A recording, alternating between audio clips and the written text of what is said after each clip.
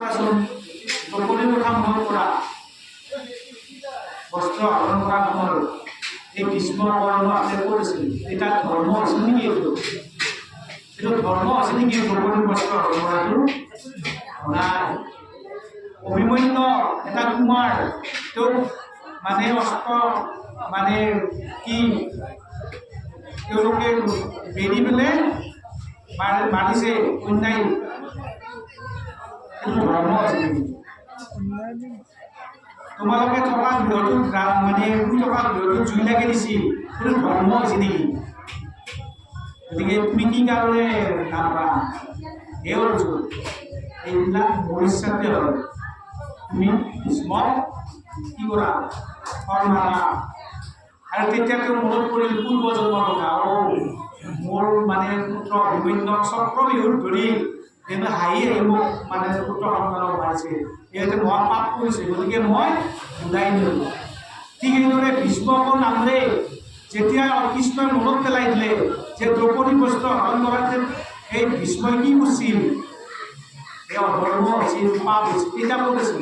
কিন্তু ধৰ্ম নহয় গতিকে তুমি হয় নকৰিবা মই তোমাৰ হকে আছোঁ তুমি হয় দিবা অৰ্থাৎ অৰ্জুনৰ নাম মাত্ৰ হয় এই দিছে কৃষ্ণই সুদৰ্শন চক্ৰৰে চবকে মাৰি গৈছে গতিকে একমাত্ৰ ভীষ্মই পৰসজ্জাত তেওঁ ইমান অস্ত্ৰ মাৰিছে অৰ্জুনে কিন্তু তেওঁ মৃত্যুবৰণ কৰা নাছিলে কি কাৰণে যে তেওঁৰ গংগা মাতৃৰ আশীৰ্বাদৰ কাৰণে তেওঁ মানে চিৰ মানে ইচ্ছা মৃত্যু আছিলে যে তেওঁ ভীষ্মই যেতিয়া ইচ্ছা কৰিব তেতিয়া তেওঁ বৈকুণ্ঠত হ'ব পাৰিব এই তেওঁৰ বাক্য আছিলে মাতৃৰ বাক্য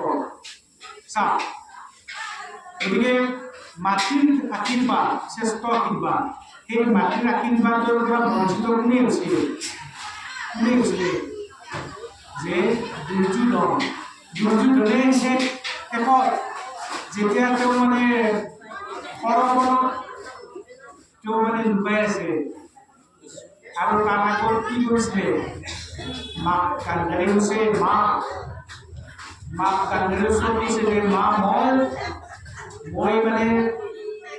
মোৰ গোটেই শেষ মইয়ে মাত্ৰ তুমি মোক দয়া কৰা কৃপা কৰা তেতিয়া কি দিয়া দিছে যে তুমি কি কৰা যে গংগাত স্নান কৰি আনা আৰু এনেকৈ স্নান কৰিবা যাতে মোৰ ওচৰত উলংগ হৈ আনা দুৰ্যোধন স্নান কৰিলে স্নান কৰি আহি তেওঁ ইফালে কি হ'ল মানে ভগৱান ঈশ্বৰ কৃষ্ণৰ দেখিলে যে কথা বেয়া তেতিয়াতো আমাৰ মানুহৰ বিপদ হ'ব ৰক্ষা কৰিব লাগিব গতিকে ঈশ্বৰ কৃষ্ণই অৰ্জুনৰ মানে এই দুৰ্যোধনৰ আগত থিয় দেখা পালে যে হাই দুৰ্যোধন তুমি কি উলংগ হৈ আহিছা তুমি ৰজাৰ পুত্ৰ তুমি এনেকৈ তুমি মানসত যাবা নাই এইটো বেয়া কথা হ'ব তেওঁ মানে লাজ দিলে তেতিয়া তুমি এটা কাম কৰা তুমি এনেকৈ গ'লে বেয়া কথা হ'ব জগতত তোমাৰ এই কথাটো ৰৈ যাব গতিকে তুমি কি কৰা তেওঁ এই ওচৰত ডাঙৰ মানে গছৰ পাত আছিলে সেই গছৰ পাত তেওঁ মানে পিন্ধি ল'লে হাফ পেণ্ট কৰি আৰু সেনেকৈ তেওঁ মাকৰ ওচৰলৈ গ'ল কান্দেৰে যেতিয়া মানে নিজৰ পুত্ৰ ভাবিছে তেওঁ আহিছে বৰবা মতে তেওঁ যেতিয়া নিজৰ এই বান্ধি থোৱা ইমান দিনৰ গামোচাখন এই যিখন আমাৰ কলা ঢাকি থোৱা যিখন কাপোৰ চকুত বান্ধি থৈছিলে সেইখন কাপোৰ যেতিয়া খুলি দিলে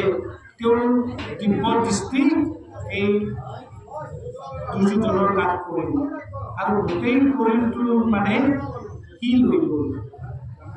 আৰু শেষত চকু মেলি চালে যে গান্ধাৰীয়ে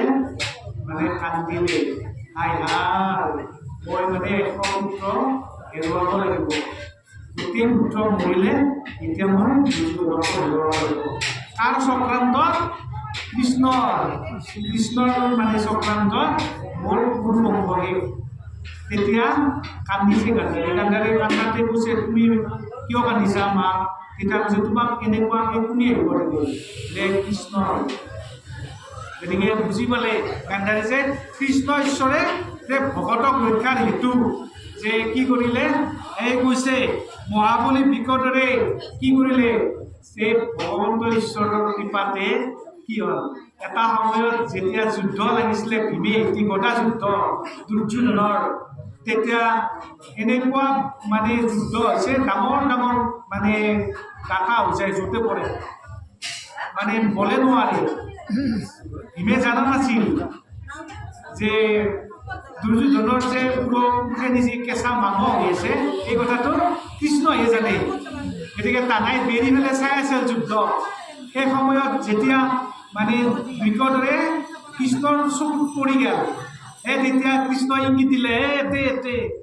এতে উৰতত মাৰা গতাই দি তেতিয়াহে বুজিব লাগা মই মানে উৰততে মাৰিব লাগিব তেতিয়া উৰতত উপাই দিলা তেতিয়া কি হ'ল মানে দুৰ্যোধনে বিকট আকা ফেললা একবাৰে প্ৰচন্ড ৰূপ দিলা 3টা মান ৰূপতে দুৰ্যোধনেৰ মূৰত ভাঙি গেল অর্থাৎ কি বুঝিলে যে ভগবন্ত ঈশ্বরে মানে কৃপা করিলে দয়া করিলে এই বিকটর বিবাহ পাণ্ডব তাকে বসে দ্রণী দ্রণী আপো অদ্রণরণ আপনার মনে গুণে ইতিহাদ গুলি